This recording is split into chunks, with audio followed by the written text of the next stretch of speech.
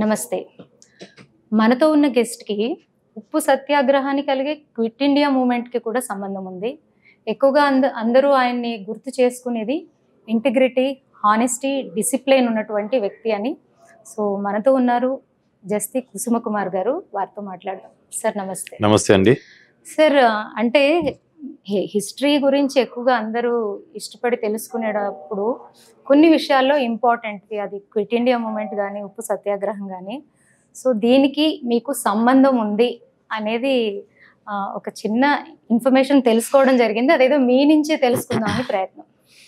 అంటే మాది స్వాతంత్ర సమరయోధుల కుటుంబం. ఉప్పు సత్యాగ్రహంలో మా మాతామహులు అంటే మా తల్లి గారి తండ్రి గారు ఓకే. స్వర్గీయ సకృతి అంజయ్య గారు ఉప్పు సత్యాగ్రహంలో జైలుకి వెళ్ళడం జరిగింది. ఓకే. అలాగే మా తండ్రి గారు జట్టి నాగేశ్వరరావు గారు క్విట్ ఇండియా మూవ్‌మెంట్లో జైలుకి వెళ్ళటం జరిగింది. ఓకే. అంటే మాది మొదటి నుంచి కాంగ్రెస్ కుటుంబం. గాంధీ గారి యొక్క అడుగుజాలలో నడిచే కుటుంబం కాబట్టి ఆ స్వాతంత్ర సమరయోధులతో మాకు చాలా సంబంధాలు ఉన్నాయి. ఆచార్య ఇంజిరంగ గారితో కూడా మా కుటుంబానికి దగ్గర సంబంధాలు ఉన్నాయి. ఓకే. మా కుటుంబం అంతా కూడా ఇంజిరంగ గారికి శిష్యులుగా, ఒక రకంగా చెప్పాలంటే ఇంజిరంగ గారికి, మహాత్మా గాంధీ గారికి భక్తులుగా ఉన్న కుటుంబం మాది. తెనాలి, మా యొక్క మూలాలు తెనాలి నుంచి. ఓకే. మా నాన్నగారు తాతగారు అక్కడే జైలుకి వెళ్ళటం జరిగింది ఫ్రీడమ్ ఫైట్లో. నేను మాత్రం సంగారెడ్డిలో నేను పుట్టి అక్కడ నుంచి సంగారెడ్డి మైగ్రేట్ కావడం జరిగింది ఎర్లీ 60s. ఓకే. నేను పుట్టి పెరిగిందంతా సంగారెడ్డిలో. ఎప్పుడైనా మీ తండ్రి గారు వారి అనుభవాలను మీతో షేర్ చేసుకున్నటువంటి సందర్భాలు ఉన్నాయా? రెగ్యులర్గా ఆయన స్వాతంత్ర సమరయోధుల గురించి, స్వాతంత్ర సమరం గురించి, మహాత్మా గాంధీ గారి గురించి, సుభాష్ చంద్రబోస్ గారి గురించి నిరంతరం చిన్నప్పటి నుంచి మాకు దేశభక్తుల గురించి, వారి యొక్క చరిత్ర గురించి, ఎలా ఉండాలి, ఎంత ఆదర్శంగా ఉండాలి సమాజంలో మనము అనే దాని మీద చిన్నప్పటి నుంచి మాకు అవన్నీ ఆయన ఉగ్గుపాలతో అంటారు కదా, అలా మాకు చిన్నప్పటి నుంచి ఇబ్బందులను చూసారు అని ఏమైనా చెప్పారా ఆ మూమెంట్ లో? అంటే ఒక టైంలో అలా గవర్నర్ వస్తున్నప్పుడు ఆ గవర్నర్ వచ్చే ట్రైన్ని బ్లాస్ట్ చేయడానికి ఒక బాంబు తయారు చేశారంట మా నాన్నగారు, మా బాబాయ్ వీళ్ళంతా. 1940s, 1938 or something. ఆ టైముగా ఆ వీళ్ళు బాంబు తయారు చేయటం నేర్చుకొని తయారు చేశారు. దాంట్లో ఎక్స్పర్ట్స్ కాదు వీళ్ళు. ఆ టయానికి పేలాల్సిన టైం కంటే ముందే పేలిపోయిందంట బాంబు. ఇక దాంతో వీళ్ళని అరెస్ట్ వారెంట్ ఇష్యూ చేయటము, పేపర్లో కూడా అప్పుడు ఆంధ్రపత్రిక అని ఉండేది, ఆ పత్రికల్లో వీళ్ళ మీద అరెస్ట్ వారెంట్ అని చెప్పేసి అరెస్ట్ వారెంట్ రావటము. తర్వాత క్విట్ ఇండియా మూవ్‌మెంట్లో వీళ్ళు మళ్ళీ బయటికి అండర్గ్రౌండ్ నుంచి బయటికి వచ్చి చేసినప్పుడు అరెస్ట్ చేసి తీసుకెళ్ళి పూనా జైల్లో పెట్టడం జరిగింది వీళ్ళని. Okay sir. అలాగే గత 30 ఏళ్ల జర్నీ అనుకోవచ్చా సార్ మీరు?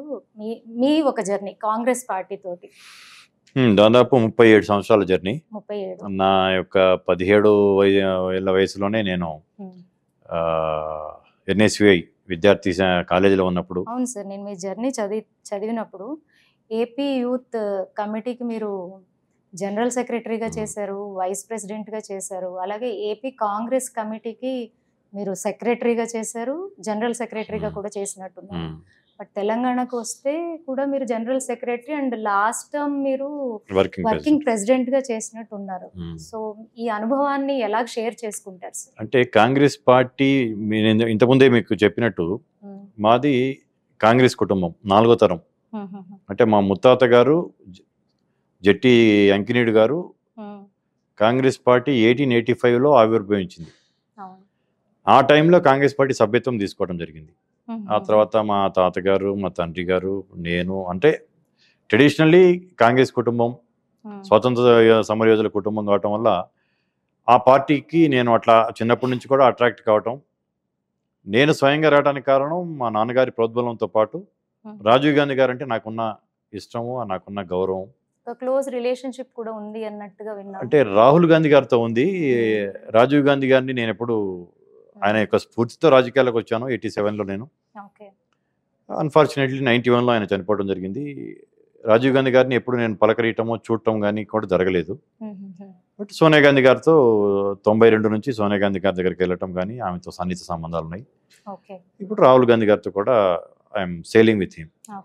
సార్ మీ గురించి తెలుసుకున్నప్పుడు మాలాంటి సామాన్య ప్రజలు ఒక బిజినెస్ మెన్ అనుకోవాలా, ఒక బిల్డర్ అనుకోవాలా, అలాగే ఒక మీడియా పర్సన్ అనుకోవాలా, లేక పొలిటీషియన్ అనుకోవాలా అనే ఆలోచన ప్రజల్లో ఉన్నప్పుడు మిమ్మల్ని మీరు ఎక్కడ చూసుకుంటారు? నేను అన్ని కోణాలు ఉన్నాయి నా దాంట్లో. మీరు అన్నట్టు మొట్టమొదటి ఏంటంటే ఒక రైతు కొడుకుని నేను. రైతుని కూడా అనుకొని చెప్పడానికి గర్వపడతాను. ఓకే. ఇప్పుడు కూడా వ్యవసాయం ఉంది మాకు.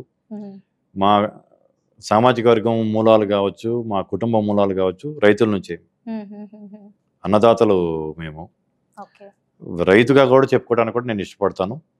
అలాగే వ్యాపారవేత్తగా, రాజకీయ నాయకుడిగా, సంఘ సేవకుడిగా రకరకాల కోణాలు ఉన్నాయి. మనం అన్నిట్లో నేను ఫిక్స్ అవుతాను. Okay sir, Congress party state అంటే ఏపీ, తెలంగాణ తీసుకున్న నేషనల్ లెవెల్లో చూసినా కూడా చాలా వ్యూహాల్లో మీరు చాలా ప్రముఖమైన స్ట్రాటజిస్ట్గా మీరు పని చేయడం జరిగింది, మంచి వ్యూహాలని అందించడం జరిగింది అన్నట్టుగా విన్నాము. సో ఎటువంటి వాటిలో మీరు అంటే మీ యొక్క ప్రోత్సాహం ఉండింది, ఎటువంటి స్ట్రాటజీస్ని మీరు ఇచ్చారు? అంటే రాజశేఖర గారితో నాకు చాలా సన్నిహిత సంబంధాలు ఉండేవి. ఓకే. ఆయనకి అవసరం ఉన్నప్పుడు కూడా ఆయన చెప్పిన పనులు చేయటం కానీ, కొన్ని ఆయనతో మాట్లాడటం కానీ జరిగేది. అంటే ఆయనకి నాకు హోదాలో కానీ, వయసులో కానీ చాలా తేడా ఉన్నా కానీ, అప్పుడు నేను యూత్ కాంగ్రెస్లో ఉన్నాను.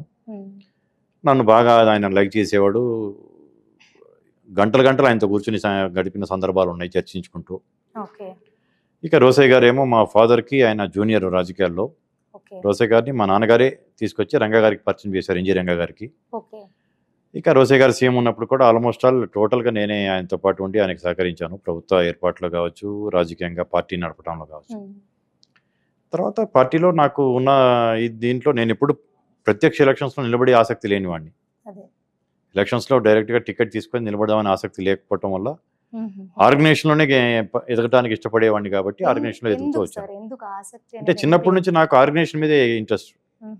ఎలక్షన్స్ నిలబడి ఎమ్మెల్యేలో, ఎంపీలో కావాలనే దానికంటే కూడా పార్టీ యొక్క యంత్రాంగాన్ని నేను ఆర్గనైజర్గా నేను చెప్పుకోగలను. యంత్రాంగంలో పనిచేసుకుంటూ పార్టీ యంత్రాంగంలో జాతీయ స్థాయిలో ఎదగటం జరిగింది. ఇంత అనుభవం ఉంది కాబట్టి మీరు నాయకుల్ని తయారు చేసి సమాజానికి అందించేటటువంటి ఆలోచనలు ఏమైనా ఉన్నాయా? అంటే తప్పకుండా. ఇప్పుడు నేను నిలబడకపోయినా కానీ ఎంతో మందికి నేను టికెట్లు ఇప్పటానికి తోడ్పడ్డాను. టికెట్లు వచ్చిన వాళ్ళకి సలహాలు ఇవ్వటం జరిగింది. కానీ I made so many people.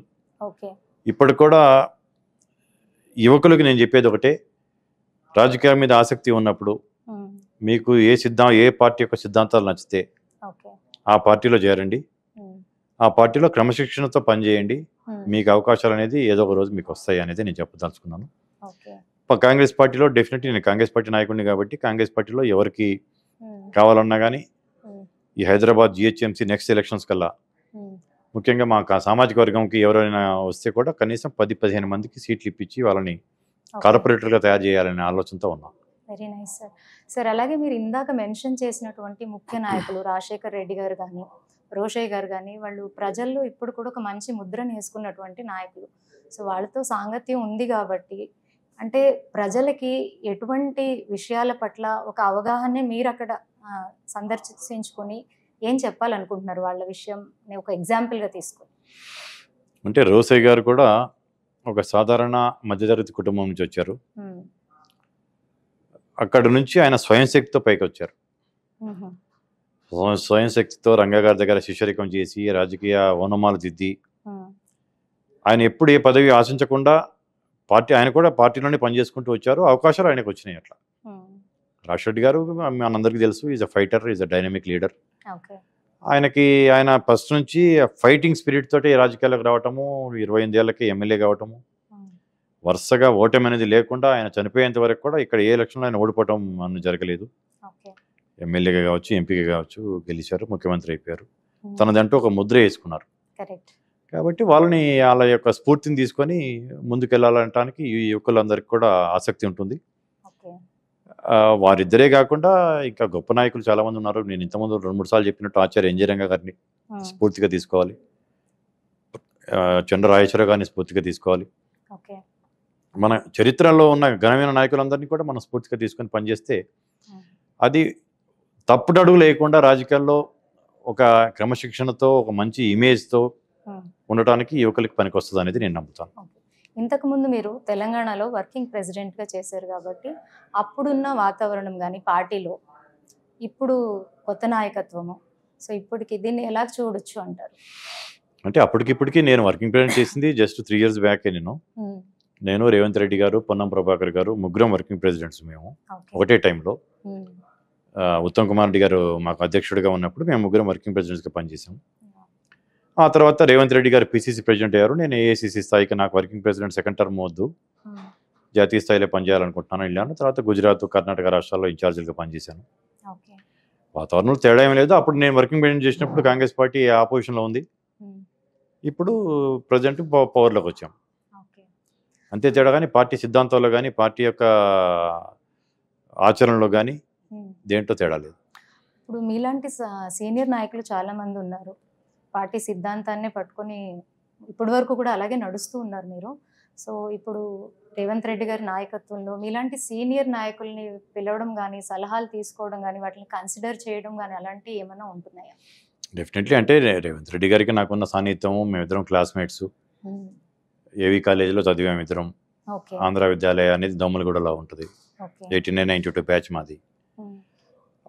నాకు అంటే వ్యక్తిగతంగా మా ఇద్దరికి ఉన్న సాన్నిహిత్యము, మా ఇద్దరికి ఫ్రెండ్షిప్ దాదాపు 30 సంవత్సరాల ఫ్రెండ్షిప్.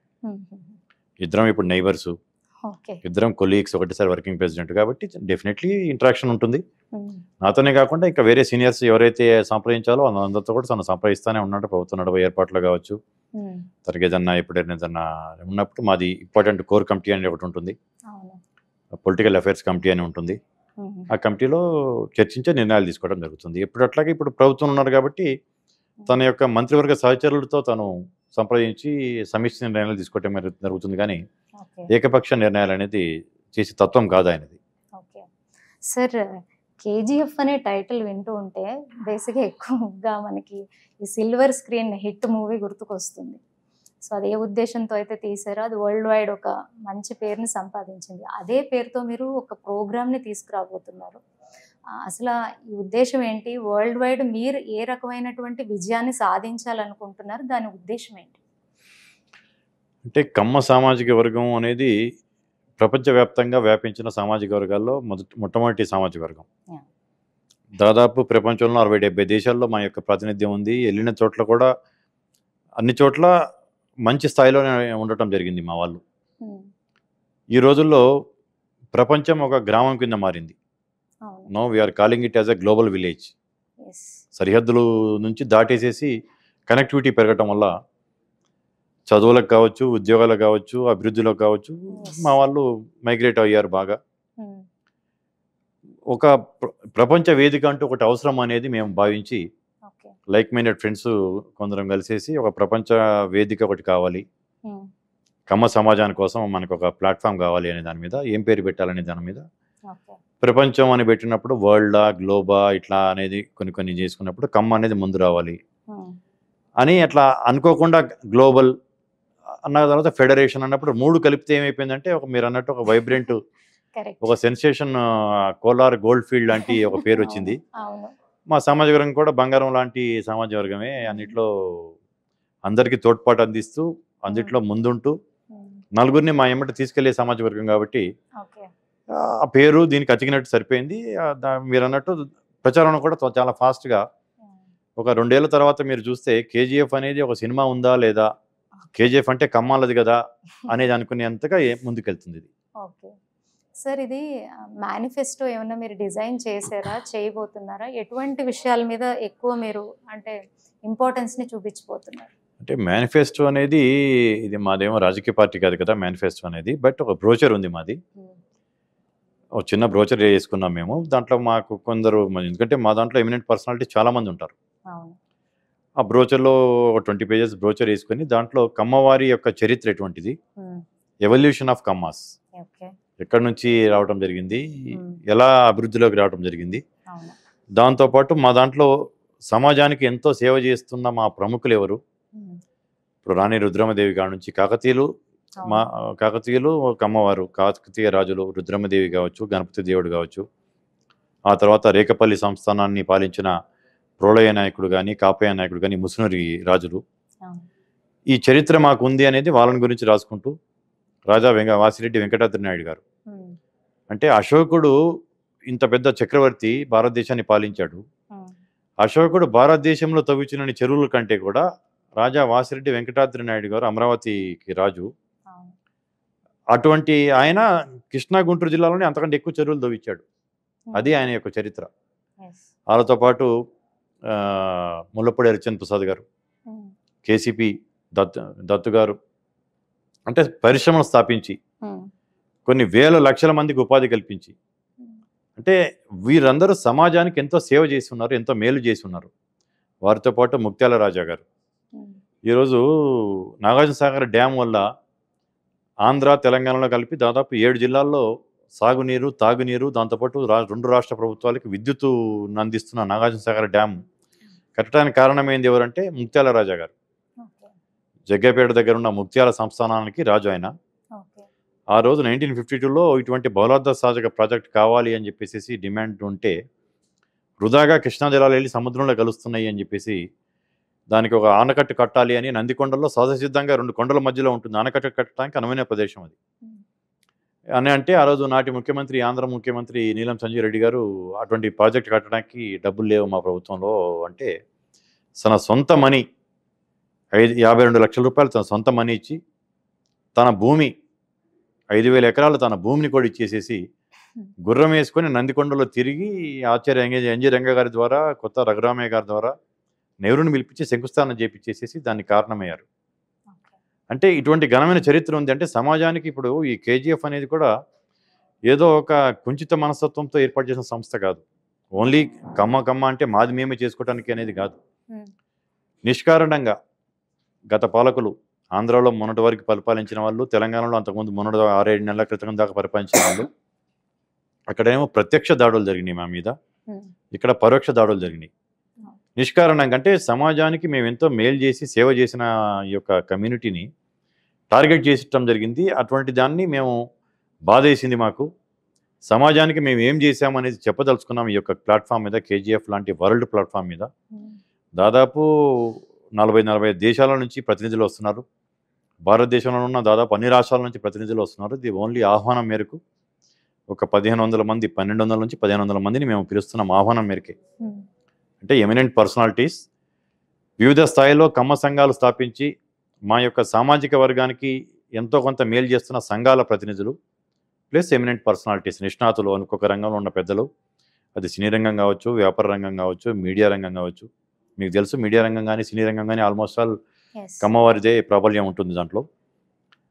అట్లా చేసుకుంటూనే కొన్ని దాంట్లో ఇప్పుడు మేము నిష్కారణంగా దాడులు గురవుతుంటాం, అది తప్పు, సమాజానికి మేము చేసామనేది గర్వంగా చెప్పుకుంటూ, రాజకీయ రంగంలో కూడా కొంచెం మా వాళ్ళు వెనకబడుతున్నారు.